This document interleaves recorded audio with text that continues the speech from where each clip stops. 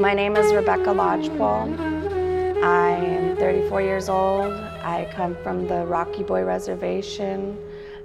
I am Chippewa Cree and Pawnee.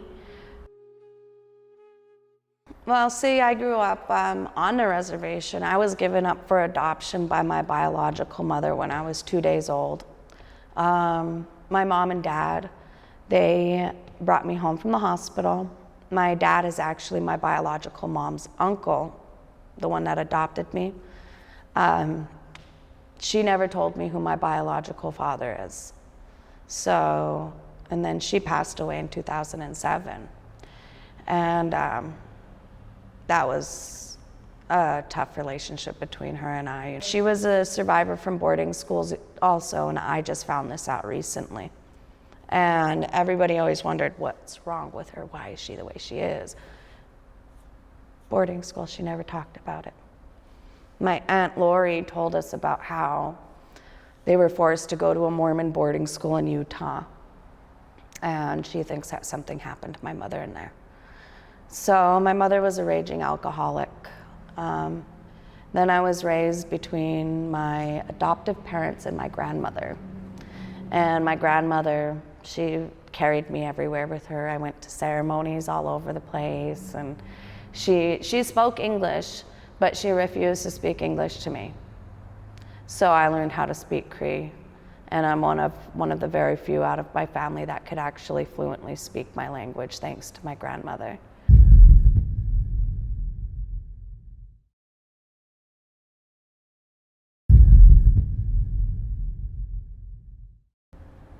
The stories that my grandmother told me about what she survived in those schools, they haunt me.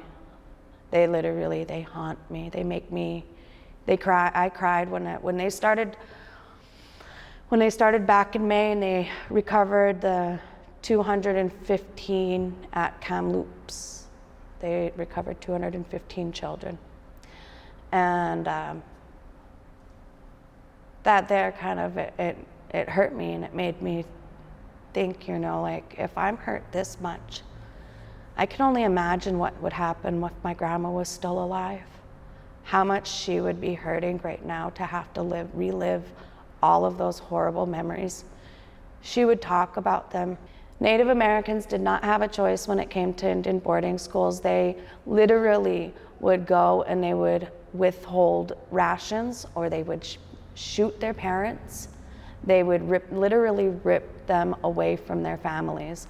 There was no way of saying no. If you had a child and the child was over the age of 2, they could take that child away from you. Sometimes, in a lot of places, they did take them away even when they were babies. My grandmother, on her arms right here, she had scars on her arms from being tied up to see those radiators up there? Up to a radiator, because she spoke our language, and she was only 5. And you hear stories from other people and how there are survivors that were forced to burn babies in incinerators because they were products of rape, because the priests and the nuns would do it too. They would rape little boys and little girls, and the nuns would get impregnated, and so would the little girls. And as soon as those babies were born, they would either throw them in the river, or they would throw them in the incinerator downstairs in the basement. And they would force other little Indian children that were tied up down there to throw those bags. They would have them, put them in brown paper bags, and they would make those small children throw those in the incinerator. People asking, well, what are the effects of living on the reservation? Go live on the reservation.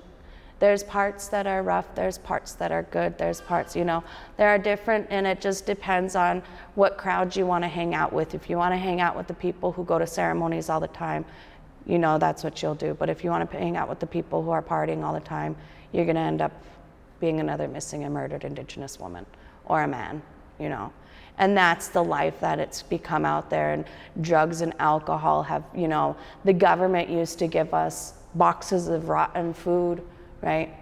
And in that box of rotten food, they'd have a nice bottle of government-issued whiskey.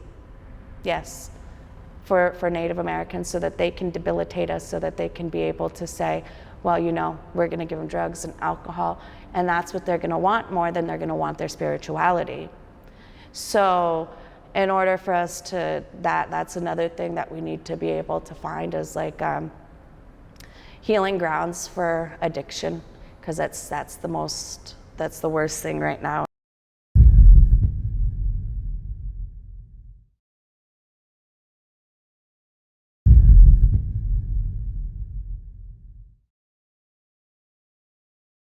My story, as far as my experiences of living on the reservation, are there is no law and order.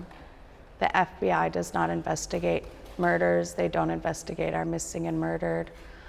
They have turned a blind eye when it comes to drug dealers and Mexican cartels coming to our reservations and selling drugs on our reservations, and that leads to our women going missing.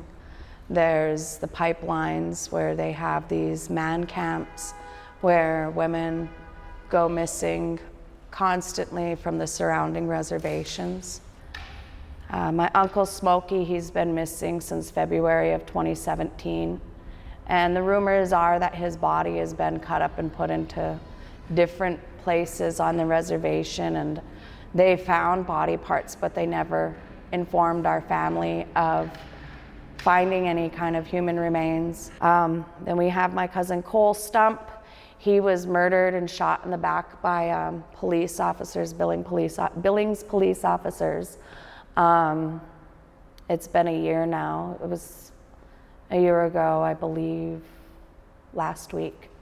He got shot, unarmed. They tried, in their police reports, they tried to say he was armed, and then in another report they said he was unarmed, and then it's just so many different kinds of reports that they try to write up to cover themselves up for their negligence. And he was shot in the back. He was laying down on his stomach, you know, and they shot him for siphoning gas, because they ran out of gas and he was stealing gas out of a car.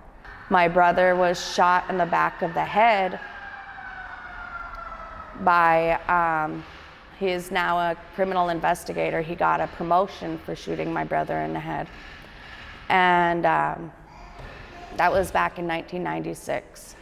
And he's still a criminal investigator on our reservation after all of these years, and never solves any kind of murders, never solves any of our missing. And the FBI needs to step up. They need to do their jobs. The BIA, you know, all of them, they need to step up and they need to do their jobs. I don't know if you know what the BIA is, Bureau of Indian Affairs. See, they created these separate branches of governments for our people, and those branches of governments were made to suppress us. So when you go from your local government, if they can't handle a case, they'll push it off to the FBI, and then the BIA steps in, and the FBI step in, and then they'll take over a case. But in order for that to happen, it has to be turned over by tribal police first, and that's a lot of stuff stops there at tribal.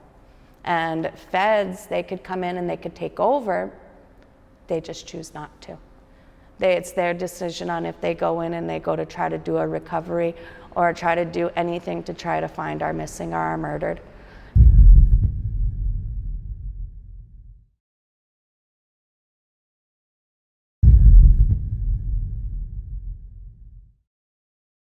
Before I had gotten pregnant, I was attacked by by the chief of police out there, and he tried to rape me and he almost killed me. And I have a scar right here from him hitting me with his baton on my forehead. I was scared for my life. I was literally scared for my life, so I left when my baby was 6 weeks old. I jumped on a train and I came back out to Boston with not a pot to piss in or a window to throw it out of. And I went into a homeless shelter. I lived in a homeless shelter for 2 years. I had to go through the Human Rights Commission to be able to get my apartment because I was number 1 on the wait list for a year and a half and they would not give me my apartment. I had to hire attorneys to be able to get my place. It was crazy. And living out here has been hell. I've been trying to get moved out of my apartment since 2016 and they will not move me. I ended up getting jumped by 6 people and they tried to kill me, and it's all on YouTube. And then the cops came a couple weeks before that and said right in front of those people that no, we won't do anything for you, no, we won't help you, and no, we won't even take a police report. And I got it all on video though, so that's why my case is so strong.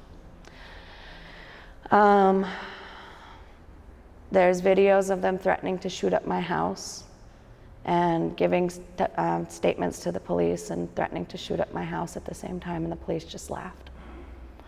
And now, because of all of that, now I have the first ever federal lawsuit that's filed against any kind of entity in the state of Massachusetts. I'm the first Native American to ever file a federal lawsuit. And that's why I say, power to my people, my frog. Anytime I listen to my traditional music, the cops get called, boom. I've had, one time I had 17 officers at my door for listening to my music at 12 o'clock in the afternoon while I was cleaning my house. And it's discrimination. I mean, on so many levels, you can't even keep track.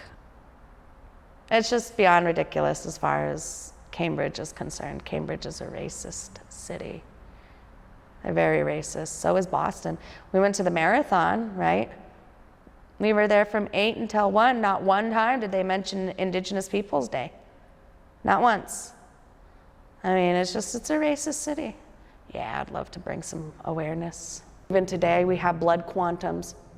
We're the only race that has to prove that we're natives, right?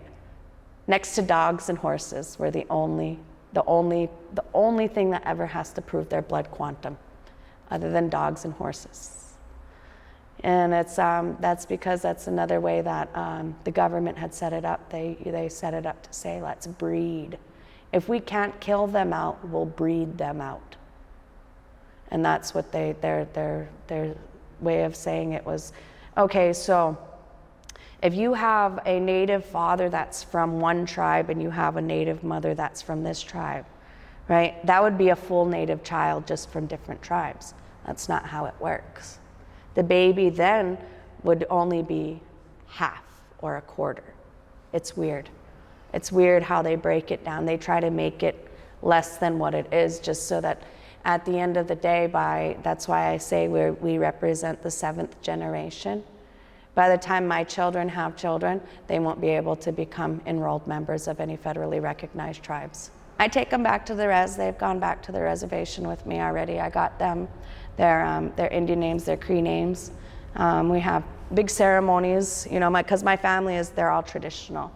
We're one of the last traditional families on the reservation that actually practices our cultural traditional ceremonies. My hope and prayer for their future is that they'll be more accepted than I am. And that's what I want. I want them to be more accepted than anybody in my family ever was, especially coming out and going into schools. Because I mean, even my son, my sons, when they're in school, everybody's so amazed that they're Native Americans, and they're always calling them out and trying to use them as examples. I'm like, don't do that to my kids. What are you doing?